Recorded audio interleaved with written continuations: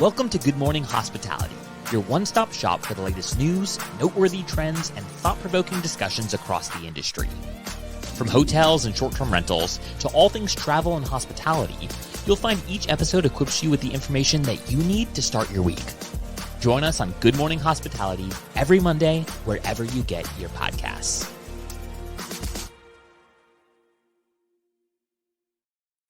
Good morning. Happy Monday. Best day of the week. There you go. Still waiting for my coffee mug, Will. Hey, we'll get it. I wish, speaking of coffee mugs, oh, there you go. The old ones, the old brands. I got the Ember mug, so shout out to them. We should get them to sponsor one of these days and give us custom GMH ones. Just got it. Love it. I've had this coffee sitting and brewing. Still hot. Sounds like they just sponsored us. Hey, once they're ready to send that fat check, I'll accept it. How's your guys' week? I missed you guys, of course, while at STR Wealth. And who also saw the Usher concert last night? Pretty cool, huh? I was so thrilled with all of it. There was a woman at the bar, everybody's sitting, dancing a little bit, on it. But this one woman stood up and really got into it. You gotta love those DJ super DJ fans. Brandy. Having some mic issues this morning, so we'll loop back to you, no pun intended, Brandy. I went up to Birmingham to the Jurassic World, took my family, but mostly obviously for my 4-year-old. He had so much fun seeing all the dinosaurs and hearing his recounts of everything that happened. Like, he was definitely taking it all in. So had a good weekend with the fam. That's awesome. Good. And last couple days been fun. I've been sick, but feeling better enough to get back on the pod with you guys, obviously. So what were some of your takeaways from STR Wealth? It looked like a lot of fun. It was a good conference. I give Mike and Bill huge, credit for doing something different than most conferences like VRMA and other ones, where the stage, the visual, the audio, the education was really well done.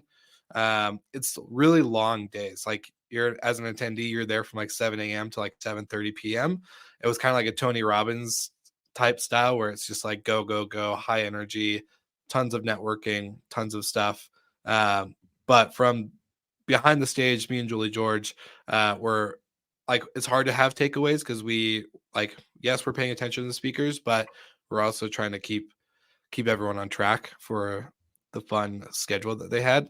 And that was, not as easy as maybe as expected compared to last year with a smaller venue, but overall really good conference. And it was cool to see some of the traditional VRM operators and vendors at the conference, like Dennis from Castiola, and then, getting to see these Airbnb hosts and the bigger operators play together and kind of be at the same conference was pretty cool. So overall, really great show, and hats off to Bill and Mike pulling it off another year.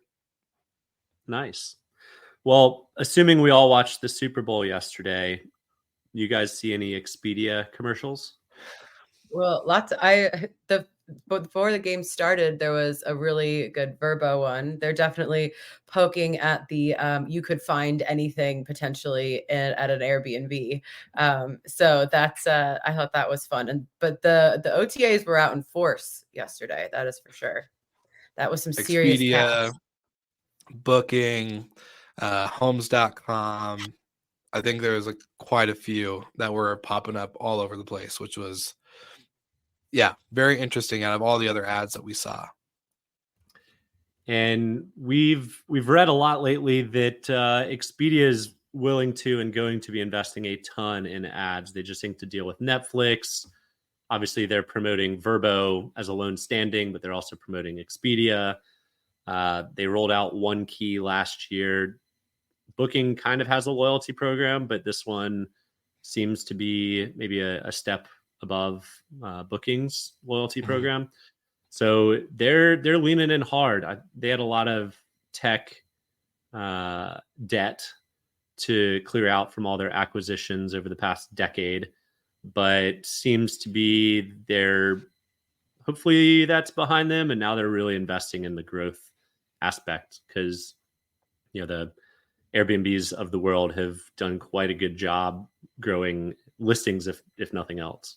Yeah, that's quite the PR machine to chase. Airbnb does a really good job of that. But I did notice, and this was just like a little thing that popped up when I logged into our Guesty account, that there's like new, I guess, like upgrades coming to their Vrbo connection. So I think regardless of what PMS you're on or channel manager or whatever, I think that will probably start happening more. They're definitely updating some of that legacy software.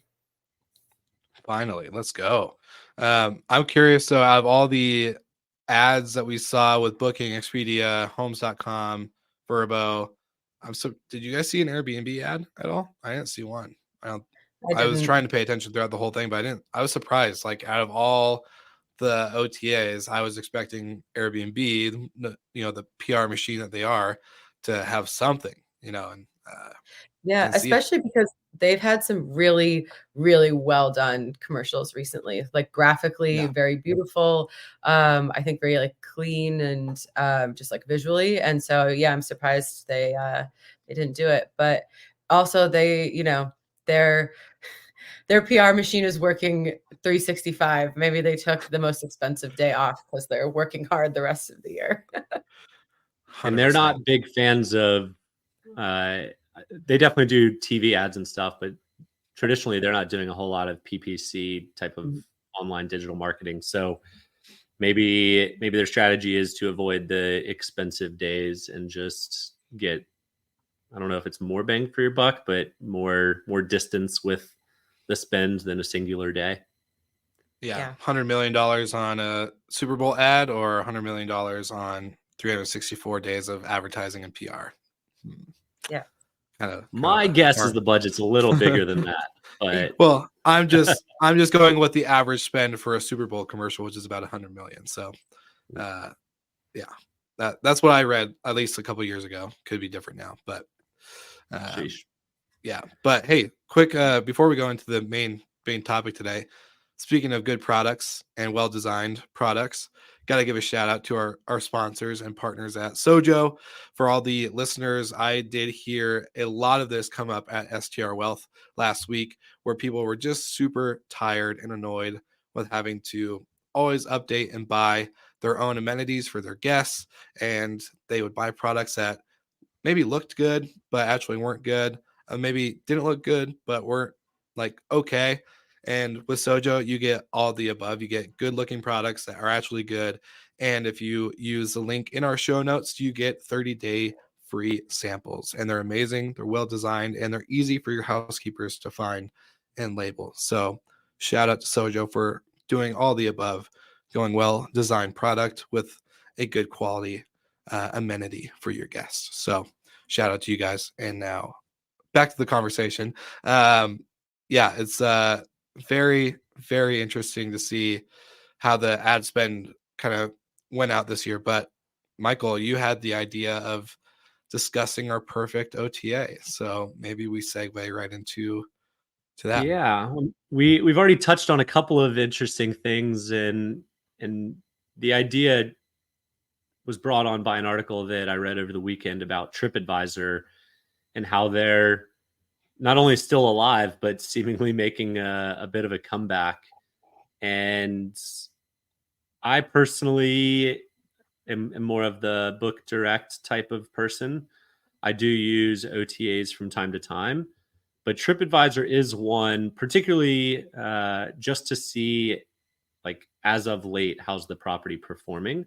So I do use the TripAdvisor reviews when booking things, probably more specifically with my family than just myself.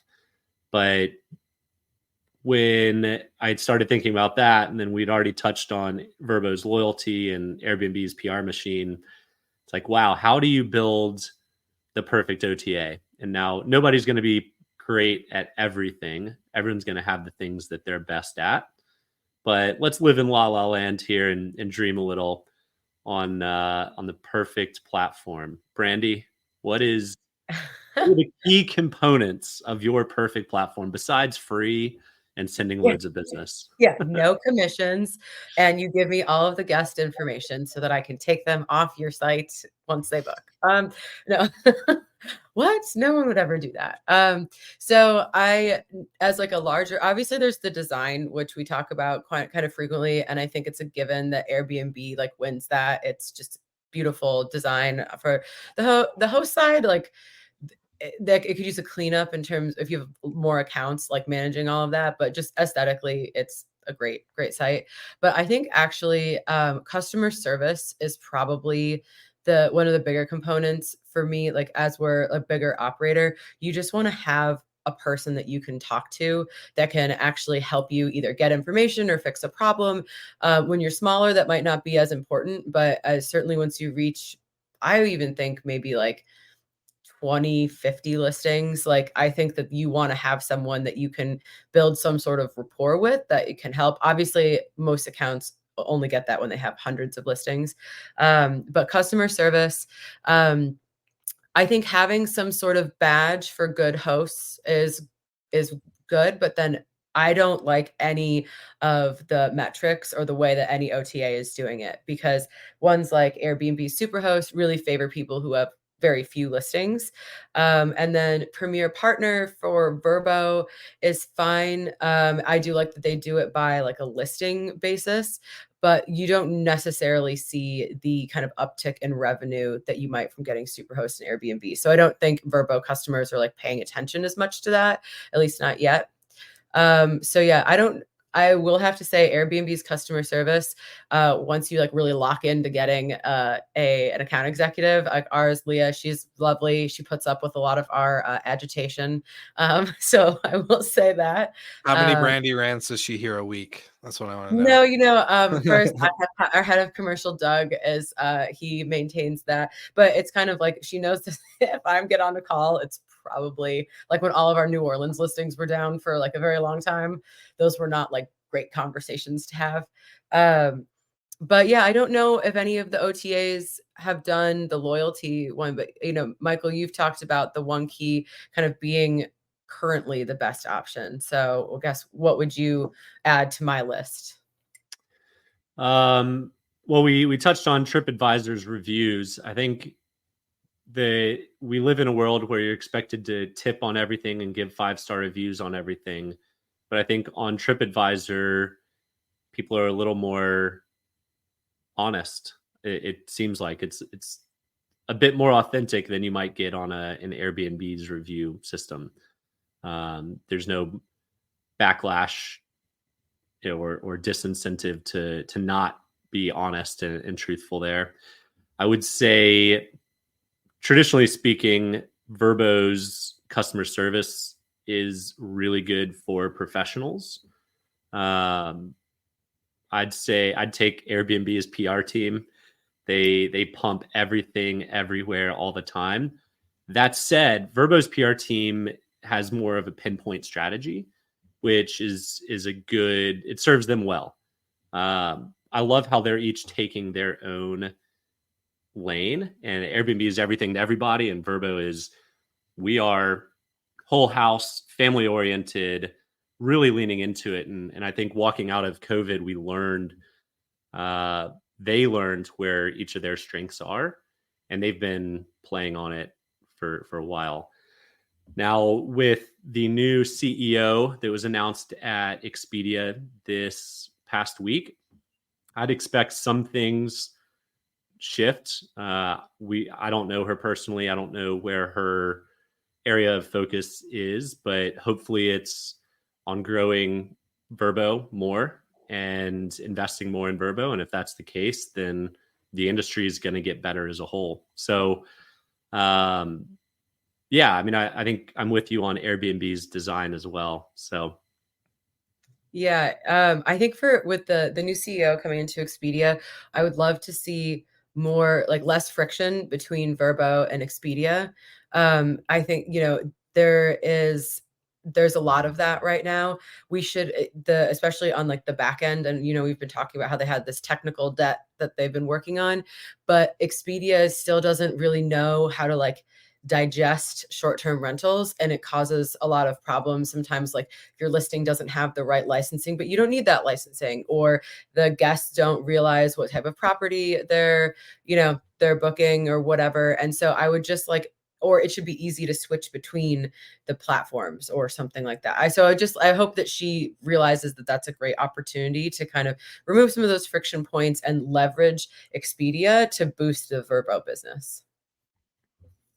Well said. Well said. I'm with you guys on everything above.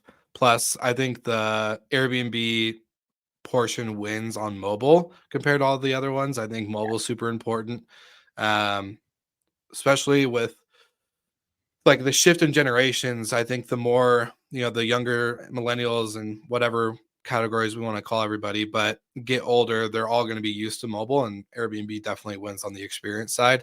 So definitely a big win there. And then Michael put up the comment from Kat, but I also love this this comment. The perfect OTA finds me a guest that I would not otherwise be able to find. So I think that is a big differentiator. A lot of the guests I think book with us probably would find us organically, I would say, like whether they Google or what other channel. But if you can find that one person that's not normally um, searching or maybe used to the type of experience or stay that you were providing, that's a big win from the OTA to bring that customer to you. So I think there's, of course, give and takes, but yeah, that's my thought. Well, I think one of the components we like briefly touched on that TripAdvisor is like the master of is reviews. And it's interesting because like for restaurants, I don't trust TripAdvisor at all. I do not trust that people are giving these restaurants in like Times Square 5 stars. Like that's not good food.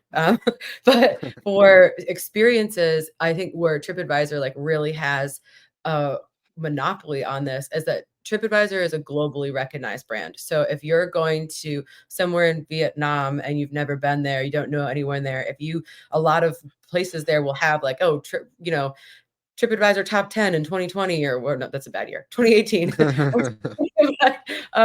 Like that's something that everybody's like, okay, baseline. I know that this like has gotten enough attention that it ranked or that enough people went there. So I think that's really, I think TripAdvisor is used for research.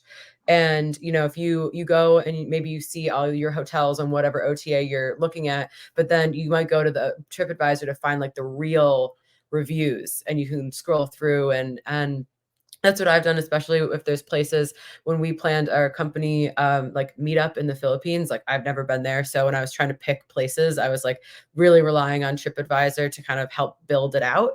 But they really lose on the booking aspect. That really didn't pan out. And I think that they might have just realized that that's a big can of worms. That's like Pandora's box when you start getting into distribution. So I think that their monopoly continues to be reviews, but if that will last, that remains to be seen.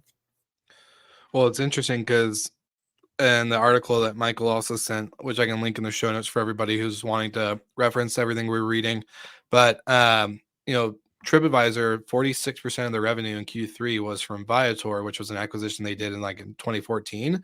And so to me, it's like, okay, that's a huge chunk of revenue. A Viator seems to be Airbnb experiences of what Brian Chesky maybe dreamt of it. And so my question for you two, kind of mentioning that statement, that's a huge chunk of revenue coming from quote unquote an OTA. I have seen it as an OTA. I know it's not technically, but that's just the way I've seen TripAdvisor. For you guys, Michael specifically, you, Ben Wolf, Zach Boozy Cruz, a lot of other people in the industry are predicting or putting out that basically social media, Instagram, TikTok, all these other platforms are going to be the next OTA. Do you guys see this taking place anytime soon? And what do you think it's going to take to get these social media platforms to become the next OTA for, to put these other OTAs pretty much behind the pass and pretty much out of sight, out of mind? So maybe to caveat that, I think the the platforms will be where the distribution comes. The micro OTAs are individual influencers. So I think there's a slight difference there, but it is where the distribution comes from. And what needs to happen is incentives align, right? There's no influencer that's going to have any mass audience sending people to a singular hotel or doing a singular event. It might help. There might be a little blip in bookings and whatnot. And if you do that over and over again enough times with enough influencers, if you have a singular hotel, then it could be worthwhile. But for the influencer, for it to make sense, they need access to lots of different inventory, and they can't go out and do that themselves. So there needs to be some alliance between a meaningful one between one of the major OTAs and an influencer program for it to make sense. And if that can happen, then I'm quite interested to see where that goes, because it's all about inspiration. I mean, you look at how Airbnb shows their trip planning. There's categories. There's it's not just a simple search bar anymore. They're trying to inspire you or give you ideas where certain types of properties are the destination. Not everyone's going to Panama City Beach, right? So I think the inspiration piece is an interesting one to look at. I would not be a big fan if Airbnb or Vrbo or Booking or any of those people tried to get and compete with Viator on their own existing platform, maybe a third-party platform, sure. And I think Booking's already bought a company, Fair Harbor, that does something similar many years ago. But I am definitely bullish that people are going to get, just like they get their news today from social media and influencers that they follow, they're going to get their inspiration and trip planning as well. You mean just like all the Good Morning Hospitality listeners that get their news from us every Monday and Wednesday? I'm just kidding. Exactly. No, the one comment I have to that is that I think the inspiration piece is true. And a while ago, I remember if it was last year or the year before, where Brian Chesky was basically talking about like the future of search isn't just by categories, it's by actually being able to power the matchmaking side, basically. So saying, Michael, we know that you love castles and you love history and you love the experience of this. Here's 10 different places and 10 different locations that you should check out. And by the way, if you do, it's blah, blah, blah, blah, blah. It's basically more of a matchmaking type of search. I would be interested in that, in the sense of, to go back into your comment of the influencer piece, I think the influencer piece will only really work if it's a big brand that, like you said, has a ton of options, like Marriott. It's not going to work for the individual host who has one property in Ohio. Like, I just don't think that is going to be a smart investment if you're giving away free stays or paying an influencer to come stay with you for one home versus maybe, okay, bring up your comment. Let's go debate. I don't think a singular brand can identify well enough with an influencer. Like, I'm not admittedly the biggest consumer of social media, and I don't know the influencer world, but I don't know any influencers that would be really excited to say, I only stand Marriott's. I love Marriott's. They're the best thing ever. It's just, Marriott's great, and there's no knock on it. I know a ton of influencers that do that, but it's all right. I enjoy staying in Marriott's, but it's not inspirational. It's usually not Instagram worthy. Like, it's just, it misses what a lot of boutique hotels have to offer. It's great for business travel. It's good consistency. Not knocking Marriott. It just doesn't really hit the mark with tying it with influencers, if that makes sense. Well, the right influencer just doesn't just capture the property, though. They capture the destination around the property. So that's also kind of what you got to keep in mind. Right. Sorry, Brandy, all you. Stage is yours. Air rebuttal. Well, just getting back, like, bring it back to your original thing of when, like, do you think that social media is going to be the new, like, replace OTAs? And I don't think so at all, because of just the scale of distribution and the technical lift that is necessary to reach that size and support vast networks. Like, you can have a brand that does a lot of its business through Instagram. Again, Ben Wolf at Onera, great example, doing 70+%, but that isn't directly tied into a booking engine. So you can't go to their Instagram, and on Instagram, you're picking your dates and you're finishing that process on Instagram or through Instagram. It's connecting you directly to the operator, but that's still a huge lift. And that's where you run into issues at scale. Otherwise, you have to have like a pretty robust team that's going to be handling all of that. And so I think you'll definitely see more and more people getting, inspiration and getting ideas and maybe going to the direct site through Instagram and all of that. But that, I think if we had Jamie Lane, here we are screaming for data, like the volume that the OTAs have, I would say even like a small OTA, whatever that might be, probably like dwarfs what people do through Instagram, just because you're not like of the ease of distribution and the power, like the technical power that all of those OTAs have. I think it would take something like truly catastrophic, like the OTAs would have to go out of business, I think, in order for like the social media to be the OTA of choice. Rebuttal. So, yeah, I will rebut that, rebuke, whatever that word is. I'm not saying the OTAs die. They will be what powers these bookings. But there is no ease for the influencer to link to Expedia. I mean, they have white label programs, booking as white label programs. But, if the company that builds this leverages bookings platform and they split the commission, so now you're down to 7%, and now you want to split the commission with the influencer, so now you're down to 3.5%. There's just not a whole lot of meat on the bones anymore. So one of the OTAs has to figure out how to capture that, because that is top of funnel. And if that influencer drives people who travel with dogs, or people that travel with families, or people that travel with elderly, whatever these niches might be, I don't think the answer is necessarily loads of micro websites. It's loads of micro influencers that then can combine specific units or inventory that makes sense for the traveler that's following that person. I agree to that. And that's something like I had a lot of conversations at STR Wealth around like Hospitality FM. Everyone's like, well, what's so different about all these shows? And to me, not only the shows, but they have different audience types. Like Good Morning Hospitality listeners are not the same listeners as like STR Secrets or as blah, blah, blah. Like, yes, there's crossover, but these different micro, like I guess not micro, but like you just said, Michael, the audience and niche categories is actually the most important thing. I think that's really what makes influencer marketing and other things move the needle, because they are targeting such a specific type of traveler, or in our case, listener. So yeah, great. That's all I have to say. Great comment. Great point. Love that. Big fan. So we'll add that to the list of the perfect OTA. Has a quality influencer strategy that future proofs them for disruption down the road. Yeah.